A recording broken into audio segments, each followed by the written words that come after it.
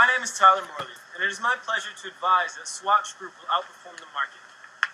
I recommend longing this stock because currently it's undervalued by 10 to 20% and has significant competitive advantages, and it's underestimated by the market. The Swatch Group is a Switzerland-based holding company that has evolved into the world's largest watch producer, managing a portfolio of 20 brands that address all segments of the market.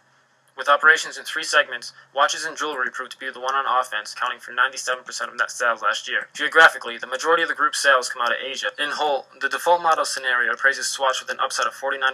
This comes as a result of the company's consistent historical ability to successfully create wealth while allocating additional capital to the business. However, the market implies low expectations despite the firm's track record as a quality company in HOLT, as proved by its consistent wealth creation, with later peaks coming in higher than previous ones. This divergence of value gives way to opportunity. Taking a closer view, we should analyze the underlying drivers, sales growth, margins, and asset turns, to judge the plausibility of these forecasts. And following 3 years of double-digit growth, Swatch's sales slowed to single-digit growth amid unfavorable exchange rate volatility. Currently, with an expanding 16,000 points of sales worldwide, Swatch has leveraged its diversified brand base to pursue profitable growth by penetration of product categories in this emerging geography. Given these prospects of sustained sales growth, tying in HOLT's forecast, it is reasonable to assume a sales growth of 78% with the assumption that the current foreign exchange rate headwinds do not worsen for the Swiss watchmaker. One of the main factors behind HOLT's warranted price for Swatch is its genuine ability to improve profitability, as shown by its decade-and-a-half margin expansion. The main driver of this expansion has been Swatch's evolution through creating a vertically integrated structure, continued innovation, and expansion in its global network and retail penetration. And with this combination of international presence and operational prowess, the group should be able to preserve and reinforce its standard of profitability. Although asset turns have been at a general decline, this comes as a result of asset growth rates exceeding sales growth rate. Altogether, this warrants the use of historic rates for expansion and margins and a modest decline in asset turns for the initial 5 years, followed by fade model.